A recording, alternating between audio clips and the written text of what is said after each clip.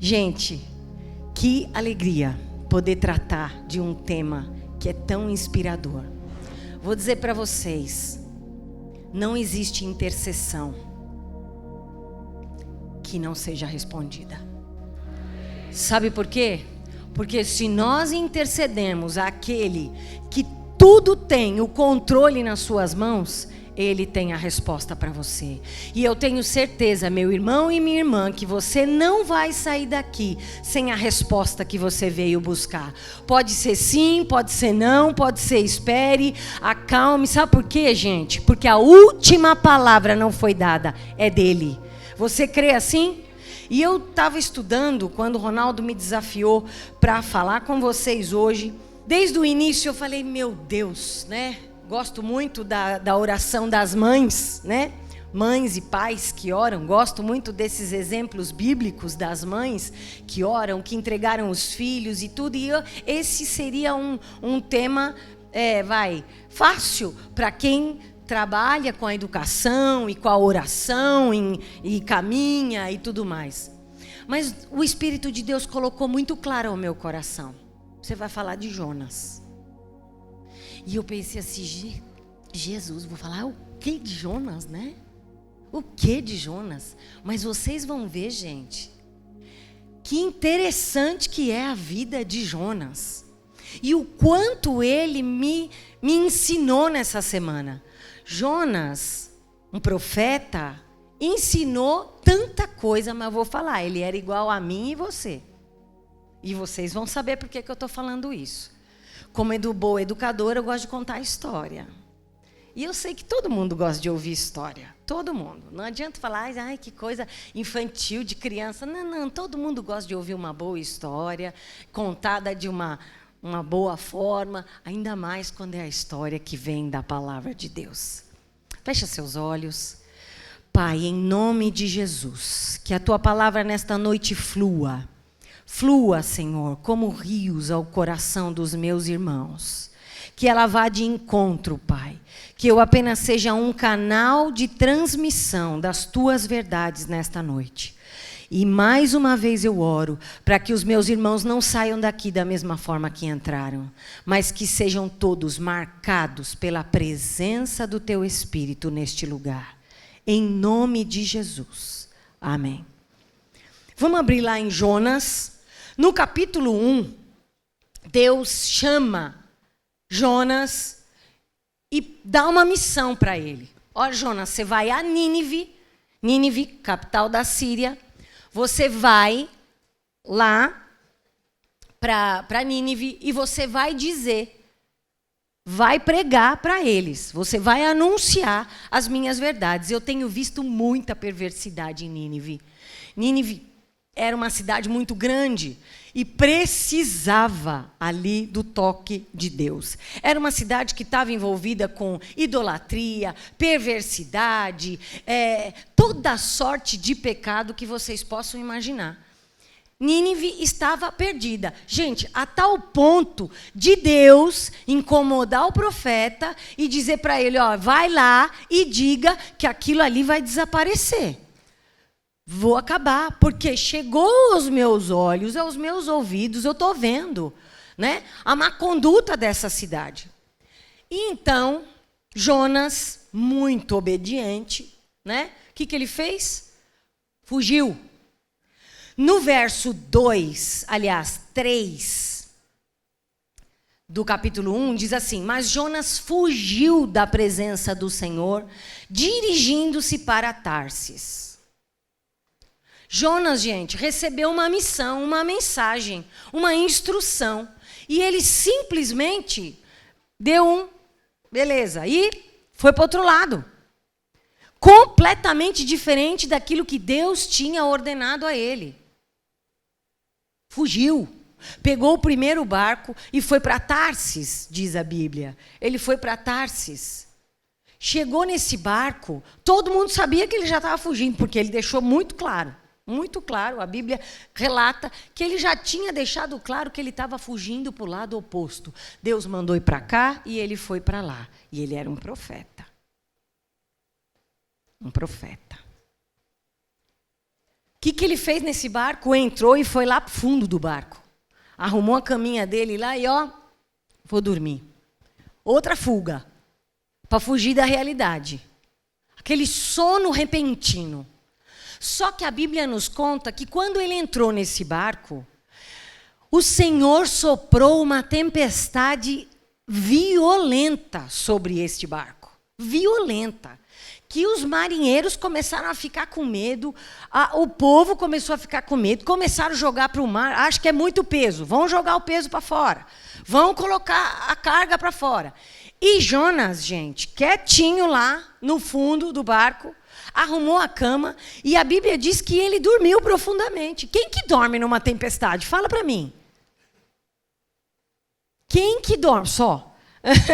Mas quem que dorme numa tempestade? Quando você está vivendo luta, dificuldade, problema, qual é a primeira coisa que a gente perde? Não é? É o sono. Ou então, para fugir da realidade, o que a gente faz? Deita e dorme. Dorme, dorme. Eu estou com sono, um cansaço. Fugir da realidade.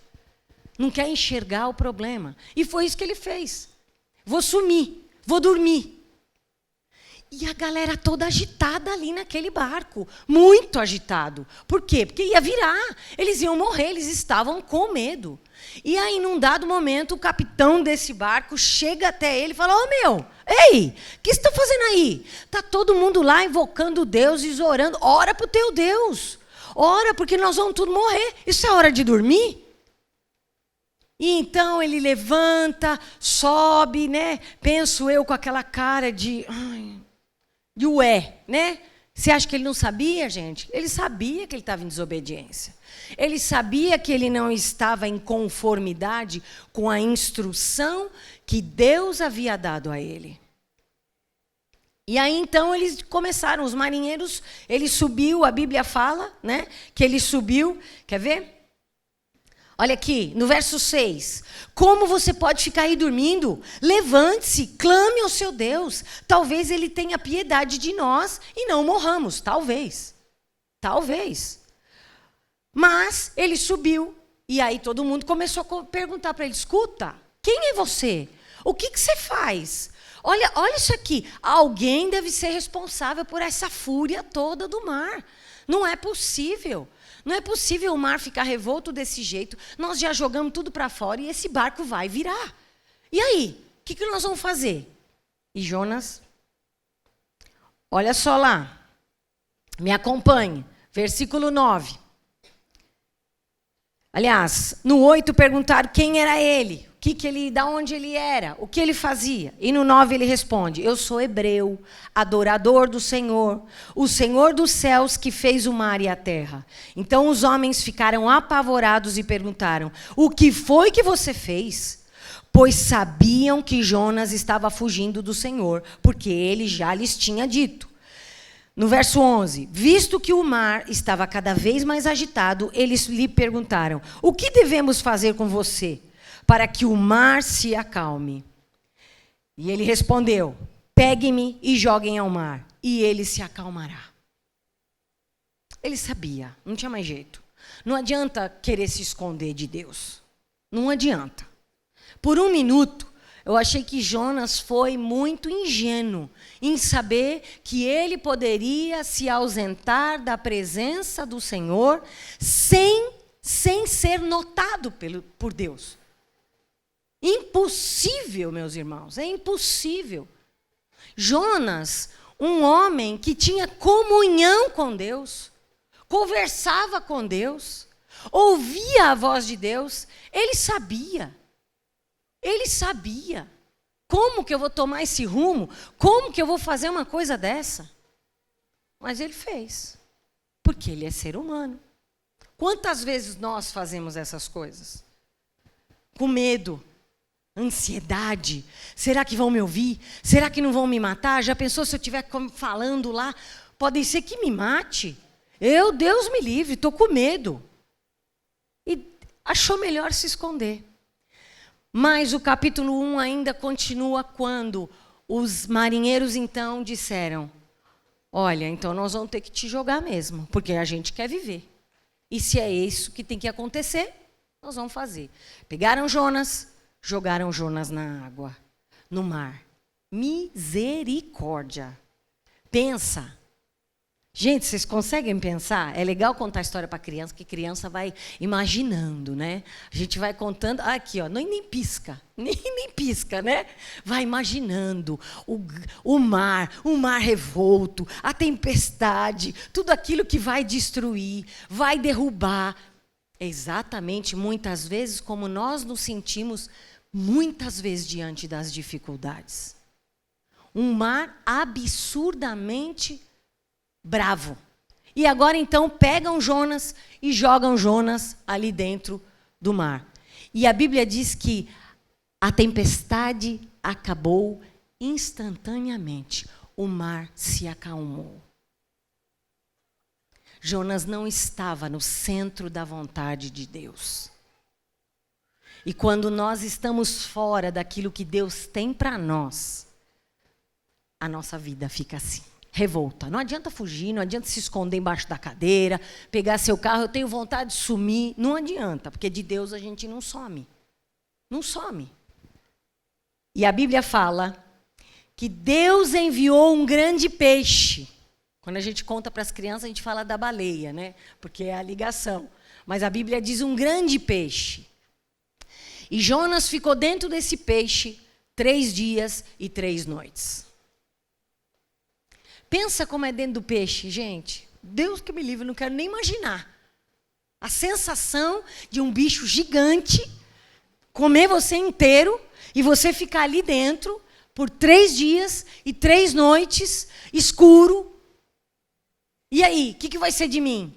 Gente, qual que foi o tipo de pensamento que passou pela cabeça de Jonas? Todo tipo. O mesmo que passa por você. Quando você vive uma situação e fala, isso vai me consumir. Agora acabou a minha vida, acabou meu casamento, acabou minhas relações, acabaram-se as oportunidades de trabalho. Acabou. Eu acho que foi isso que ele pensou.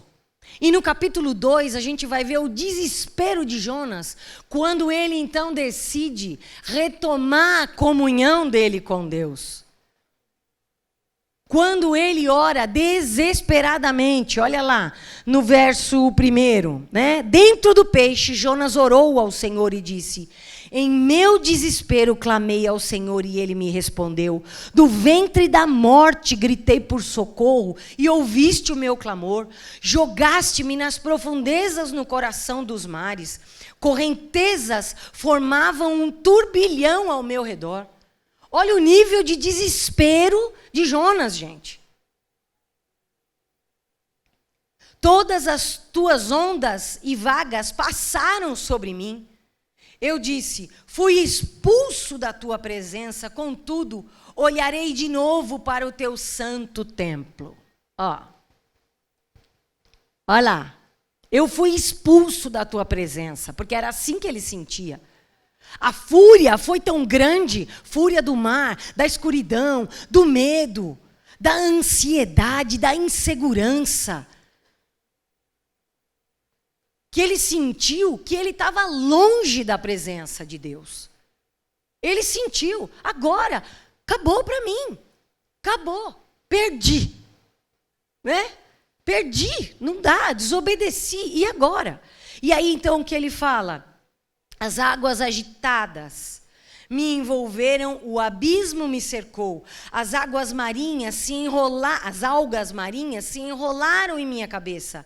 Afundei até chegar aos fundamentos dos montes. A terra embaixo, cujas trancas me aprisionaram para sempre. Olha o desespero desse homem. Olha o desespero desse homem, gente. Mas tu trouxeste a minha vida de volta da sepultura, ó Senhor meu Deus. Versículo 7 do capítulo 2. Quando a minha vida já se apagava, eu me lembrei de ti, Senhor, e a minha oração subiu a ti, ao teu santo templo. Quer ouvir?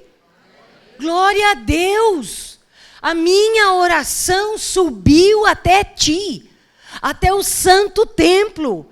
Quer dizer, era o sinal de que ele estava retomando com Deus essa conexão que ele tinha. O pecado o afastou. Mas a oração do desespero, a oração que promove conexão novamente, Jonas fez. De novo, Senhor, olha para mim, eu estou aqui, destruído, acabado, e agora? Foi mais ou menos assim, né?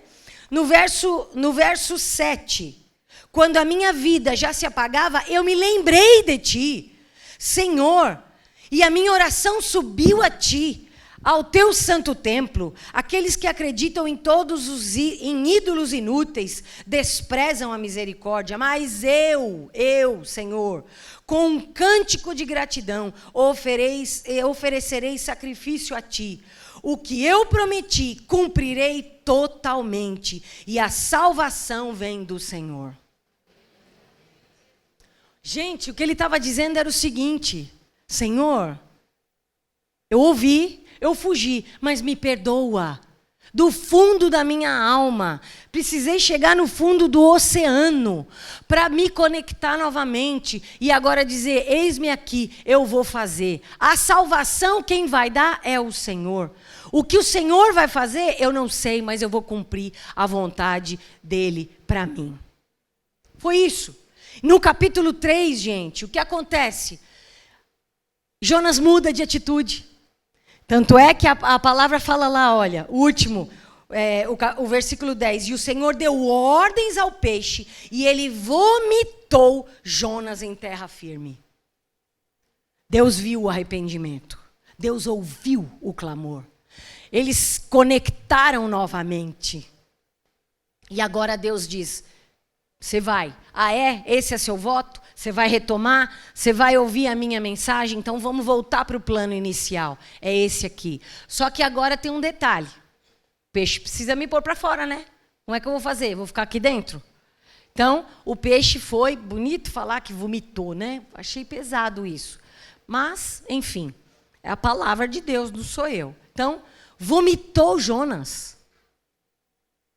E a Bíblia diz que agora então Jonas se levanta, vai à primeira cidade, compra a passagem para o destino certo, só que agora Deus diz o seguinte: olha, Jonas, você vai fazer o que eu te pedi, só que agora você vai ser mais certeiro, você vai dizer para aquela gente que em 40 dias eu vou acabar com Nínive, inteirinha. Antes era para pregar o evangelho, agora é para dizer que tem 40 dias? 40 dias? Você vai ter que fazer isso. E Jonas nem questionou. A Bíblia diz que Jonas entrou na cidade, para ele entrar e andar e anunciar isso tudo na cidade, foram 3 dias. E o que houve nessa cidade, gente, olha só, foi um quebrantamento. Olha lá, no capítulo 3, está acabando a história. No capítulo 3, no versículo 4, diz: Jonas entrou na cidade e a percorreu durante um dia, proclamando: daqui a 40 dias, Nínive será destruída. Os ninivitas creram em Deus, proclamaram um jejum, e todos eles, do maior ao menor, vestiram-se de pano e saco. Olha o que aconteceu, que era outra coisa que Jonas não esperava. Deus disse a Jonas: você vai, porque eu vou acabar com aquela gente toda, porque está fazendo tudo porcaria, né? Mau testemunho, perversidade, idolatria. Deus tinha dito que ia acabar. Só que quando Jonas começou a proclamar isso e a dizer, olha, ele estava passando o julgamento, a sentença, né? Sentença de morte. Vocês têm 40 dias, viu? Porque vai ser tudo destruído. O que aconteceu? O que ninguém esperava. Aliás, nem ele esperava. Jonas não esperava. A cidade veio a um quebrantamento. A cidade toda bateu um temor e voltaram-se ao Senhor. Eles decretaram um jejum. E no versículo abaixo desse que eu acabei de ler, diz que o próprio rei, no versículo 6 do capítulo 3, diz: quando as notícias chegaram ao rei de Nínive, ele se levantou do trono, tirou o manto real, vestiu-se de pano de saco e sentou-se sobre cinzas. Então fez uma proclamação. E aí ele dá o decreto que 3 dias sem comer e sem beber, até os animais, para que o Senhor tivesse misericórdia de Nínive. Ou outro, de novo, intercedendo. O Senhor tem misericórdia. Quando tiram as vestes e põem as vestes de saco, de tristeza, de luto. Ele estava dizendo: gente, vamos acordar. Olha que Deus já deu a ordem. Nós precisamos nos arrepender. É isso que nós precisamos fazer. E a Bíblia conta que a cidade foi tomada pelo arrependimento. A cidade. E olha o que acontece no final do capítulo 3. Diz assim: Deus, tendo em vista o que eles fizeram, como abandonaram os seus caminhos, Deus se arrependeu e não os destruiu como tinha ameaçado. Olha a misericórdia de Deus aí de novo, gente. De novo. Deus desistiu.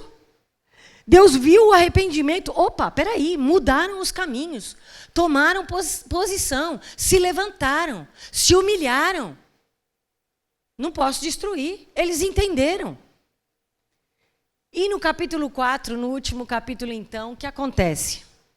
Jonas, quando vê que Deus fala que se arrependeu e não vai mais destruir, gente, Jonas fica irritado. Tem condição uma coisa dessa? Jonas fica bravo com Deus. Tá vendo, Deus? Era isso que eu não queria. Tá vendo um trabalhão desse? Fui parar até na barriga do peixe. Vim aqui falar que essa gente ia morrer e agora arrependeu. Não vai morrer, quer dizer, perdi meu tempo. É aqui, ó, vocês estão rindo, mas é verdade. Eu fiquei indignada quando eu li isso. Mas olha só, olha lá. No verso 1... Jonas, porém, ficou profundamente descontente com isso e enfureceu-se. Quem que é ele? Na fila do pão, para ficar bravo com a ordem de Deus, gente. Quem? Olha lá.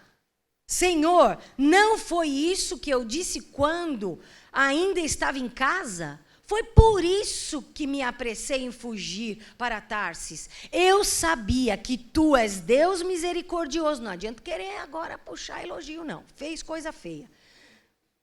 Deus misericordioso e compassivo, muito paciente, cheio de amor e que prometes castigar, mas depois te arrependes. Jonas, vamos falar uma palavrinha para Jonas. Jonas, não é sobre você essa questão, porque Jonas ficou bravo. Ficou bravo, a Bíblia conta que ele emburrou mesmo. Ele ficou bravo e começou: tire a minha vida, Deus. Leiam essa história em casa, que é muito linda. Tira a minha vida, Deus. Eu não quero isso. Não foi para isso que eu passei por tudo isso. Tira a minha vida. E Deus falava: mas você acha que precisa tirar a sua vida? O que é que Deus tinha falado para ele fazer? O que ele tinha falado? Vai e diga qual é a minha sentença. Ponto.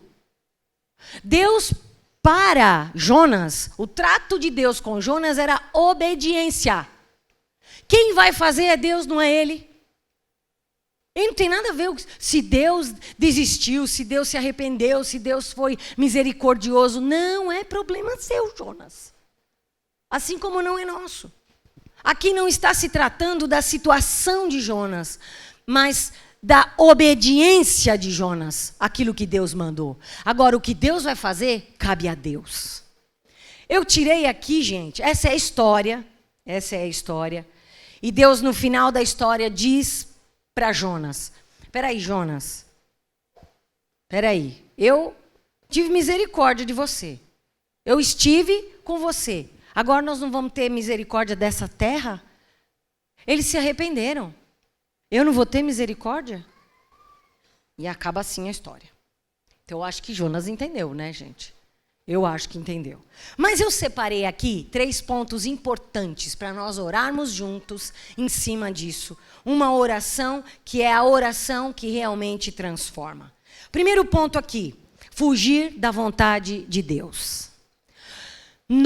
a primeira coisa é, nós temos medo, ansiedade, insegurança. Nossa tendência é sair daquilo que Deus tem para nós. Deus nos dá uma direção, Deus está conosco, mas nós temos essa péssima mania de querer governar a nossa vida, de tomar a rédea da nossa vida na nossa mão. Querer levar a nossa vida do nosso jeito. Ele sabia que Deus ia pedir para ele. Aliás, o que Deus pediu. Mas ele nem falou, viu, Deus, dá licença, estou fugindo. Não, ele ficou quieto, ele simplesmente fugiu. Fugir, gente, não é o melhor caminho. Por que você está fugindo? Por que fugir daquilo que Deus tem para você? Às vezes nós fugimos, sabe por quê? Porque nós estamos em desobediência. Nós não queremos ouvir a Deus. Ou então, nós não estamos conectados com Deus. Não temos comunhão com Deus e com a sua palavra. Como é que é o canal da minha comunhão com Deus? É oração, palavra e oração. Não tem essa. Eu oro em cima da palavra, das promessas, daquilo que Deus falou para mim. E eu leio e entrego ao Senhor. Então, muitas vezes, nós fugimos porque nós não queremos ouvir aquilo que Deus tem para nós. Nós não temos paciência de querer entender qual é a boa, perfeita e agradável vontade. Principalmente se a gente pede algo e Deus fala não. Principalmente. E Deus tem que nos levar lá, na profundeza do oceano, na barriga do peixe, para que a gente entenda qual é a vontade dele para nós. A vontade dele era trabalhar na vida de Jonas a obediência, a submissão, a sensibilidade. A ser, Senhor, eu sou parceiro, eu estou contigo, tu és meu pai, meu Deus. Como é que a gente fala com Deus? Como que a gente fala com Deus? Mas não, nós temos mania de esconder. Ou é no barco, ou é na nossa casa.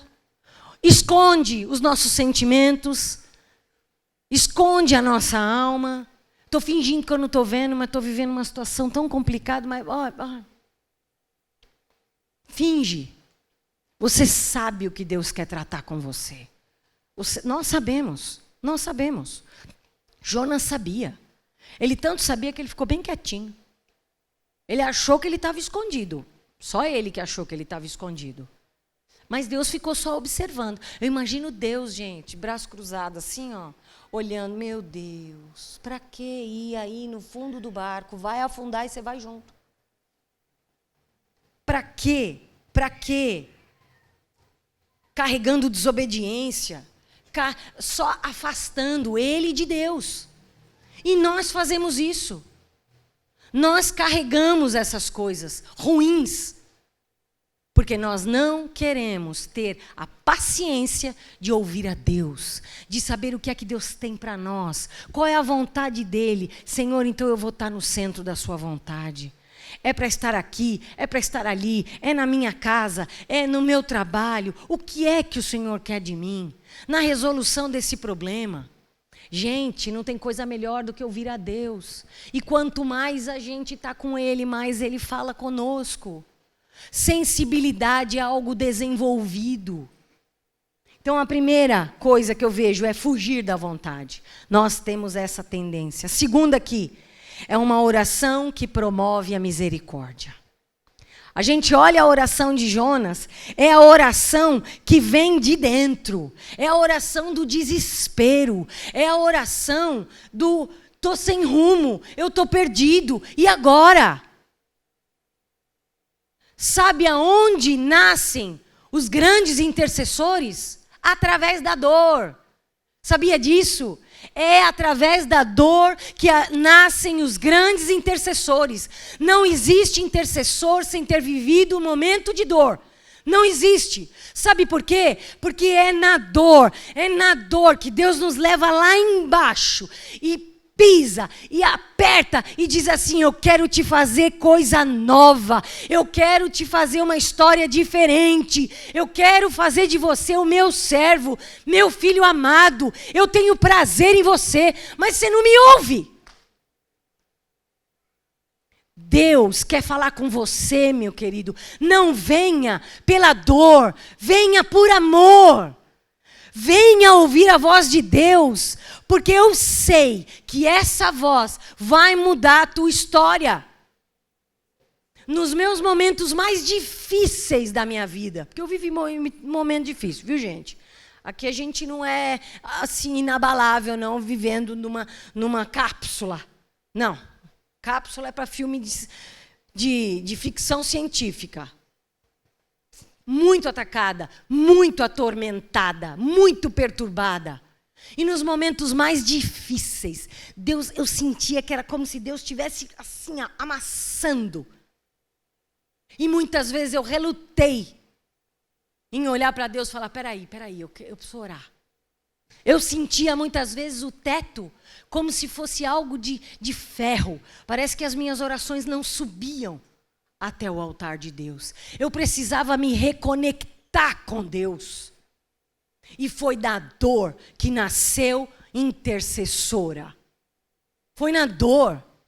Quando eu vivi situações difíceis, quando vivi diagnósticos difíceis em relação a meu filho, minha família. Há pouco tempo atrás, meu filho recebeu um diagnóstico. E eu já venho orando e buscando a Deus, porque eu quero saber dele a boa, perfeita e agradável vontade dele para mim. De estar aonde eu estou, fazendo o que eu estou fazendo, será? Senhor, eu preciso desse sim, preciso ouvir de ti. E eu saí do consultório com meu filho, ele recebeu um diagnóstico, e um diagnóstico onde o médico disse: não tem muito o que fazer. Não tem. Nós vamos amenizar o sintoma, mas não tem muito o que fazer. E eu lembro que os olhos dele olharam para mim, se encheram de lágrimas, e no meu coração, como mãe, eu falei: não posso esmorecer agora. Não posso. Deus já me deu tanta vitória. Tanta vitória. E quando saí do consultório, e ele olhava para mim como quem diz: mãe, você não vai falar nada? Né? Porque eu fiquei muda. E nós entramos no elevador e eu disse assim para ele: meu filho, eu vou dizer só uma coisa para você.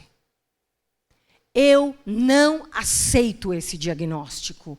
A última palavra é do médico dos médicos. Confio nesse médico, tem toda a minha apreciação, confio, nós vamos fazer o tratamento, mas eu sei que a última palavra vem dele, porque nós vamos orar. E o Senhor me deu perfeito. A Bíblia diz que ainda no meu ventre, Ele te formou, Ele te fez perfeito. Então eu não aceito nenhum diagnóstico maligno dizendo que você é assim, vai ficar assim, assado, cozido. Não vai.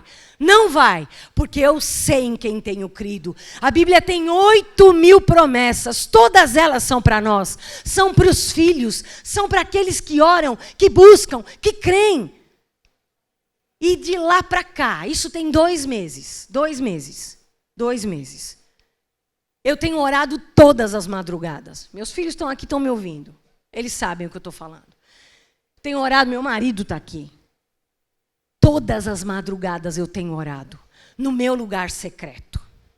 Não precisa ficar orando, berrando, para todo mundo ver. Todo mundo tem que ver que eu estou orando. Não.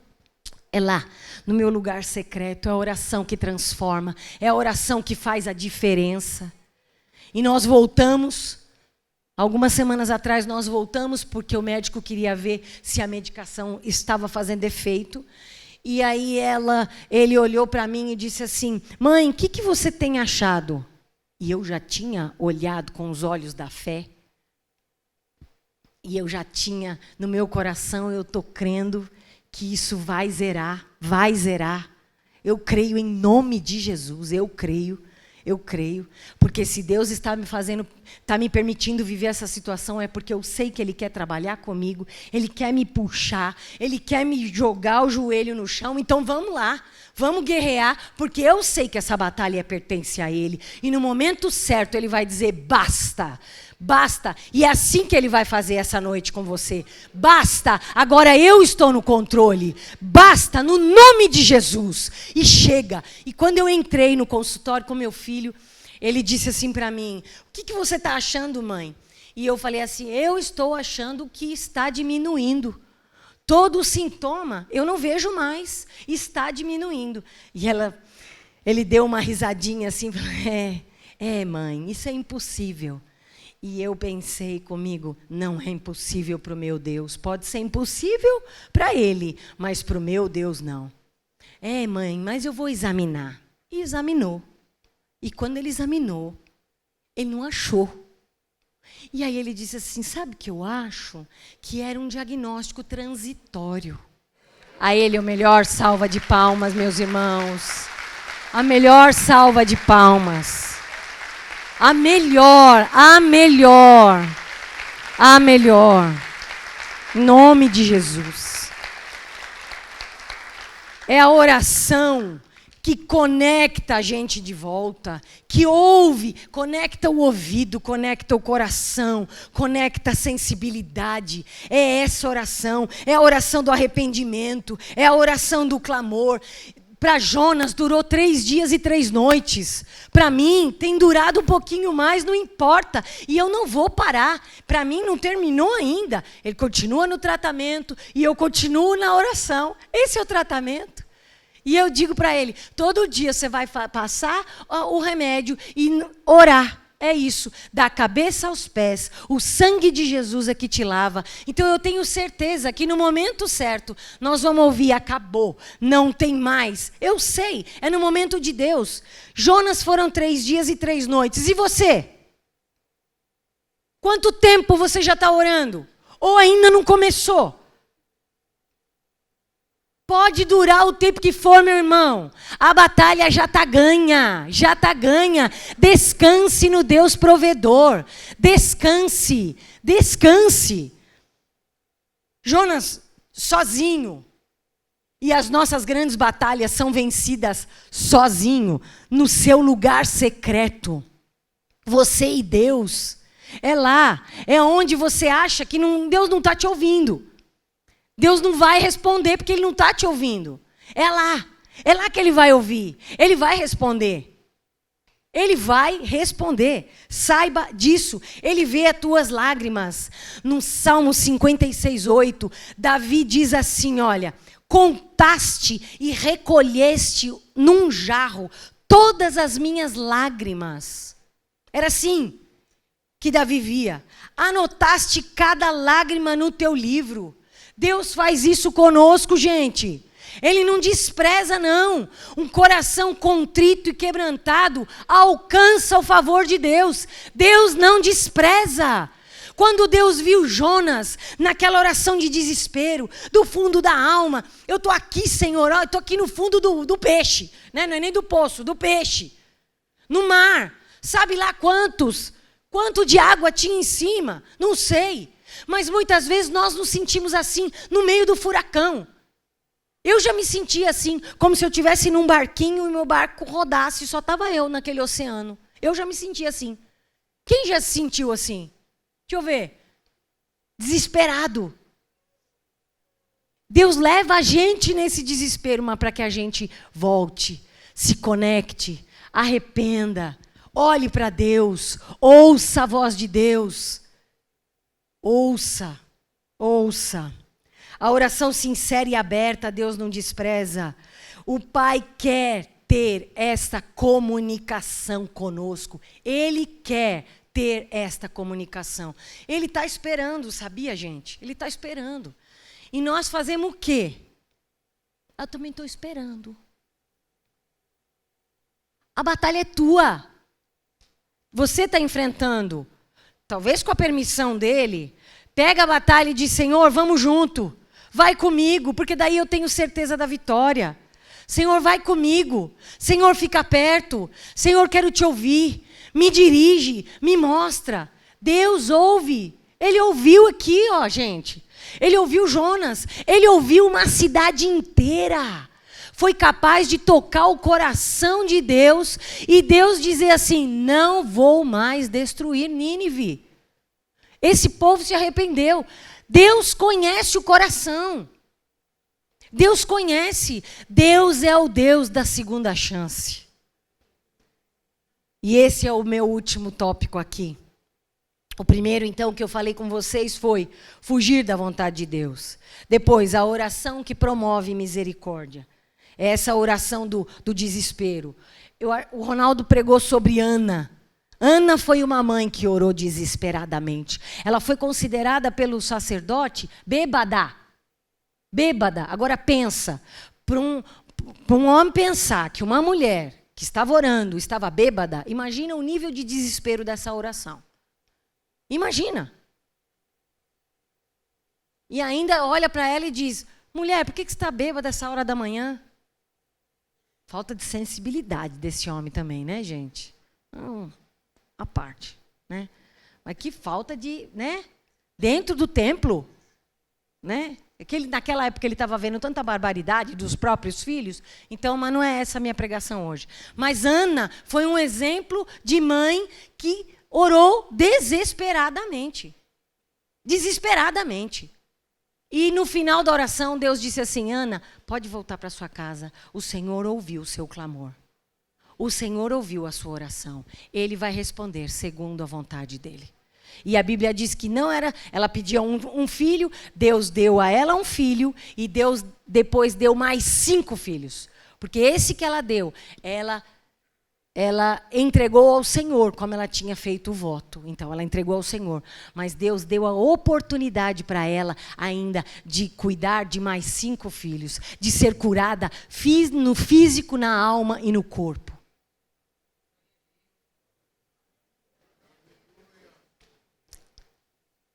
É esse o nosso Deus, gente. Nós estamos aqui por causa dele. É desse Deus aí que eu creio.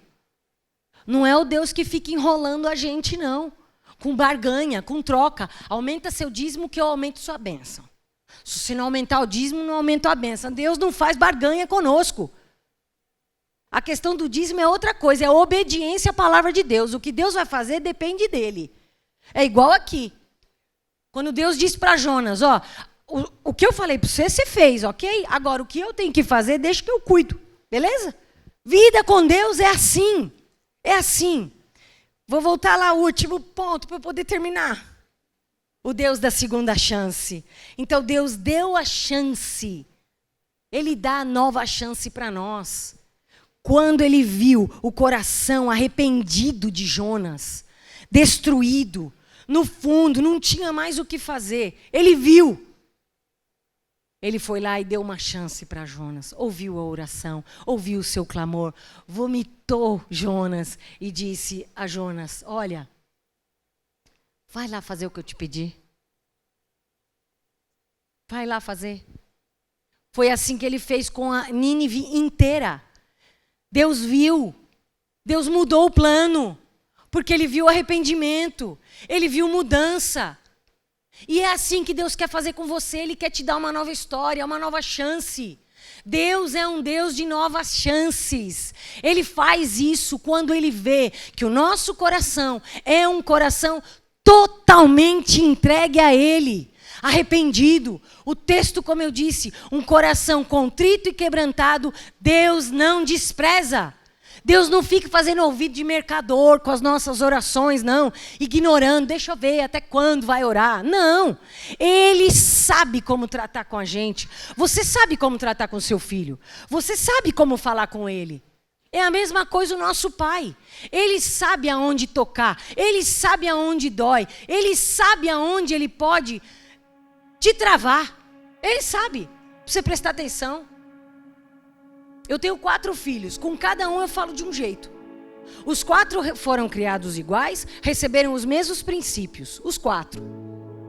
Mas um é mais afoito, outro testa mais a paciência, outro quer dialogar demais. quer questionar demais. E aí eu tenho que dizer, ordem dada, ordem obedecida. Cada um é de um jeito. Deus fala conosco à medida da nossa maturidade. Da nossa maturidade. Ele vai falar com você. Ele vai falar. Ele quer mostrar a vontade dele. Ele quer te dar uma nova chance. Ele quer dar um basta para a obra do inferno na sua casa. Ele quer dizer para você, fecha a porta que você está dando legalidade para o inferno entrar na sua relação conjugal. Fecha a porta porque você está dando legalidade para que o inferno ataque a mente dos seus filhos. Fecha a porta porque você está dando legalidade com a sua desobediência para que a sua vida financeira seja descoberta e atacada pelo inferno. É isso que Deus quer falar conosco. E Ele quer dar uma nova chance. Ele quer que você seja um filho próspero, abençoado, livre para gritar, para dizer eu sou livre, eu tenho liberdade em Deus. Ele desenhou minha história. E não vale a pena sair do centro da vontade de Deus, não vale a pena se desconectar, mas tem uma chance. Se conecte nessa noite, meu irmão e minha irmã. Volta o seu coração. Faz aquela oração que se conecta novamente. De desespero, de renúncia. De Senhor, não aguento mais. Senhor, eu estou aqui, não aguento mais. Não aguento mais. Toma minha dor. Acaba com essa sentença que foi me dita. E a minha conclusão aqui é: Deus não só nos dá a segunda chance, como também transforma o nosso choro em alegria, transforma a nossa tristeza em vitória e muda a tua história e a minha história. Em nome de Jesus. A esse Deus, vamos aplaudir, gente. Ele muda a nossa história. Ele muda a nossa história.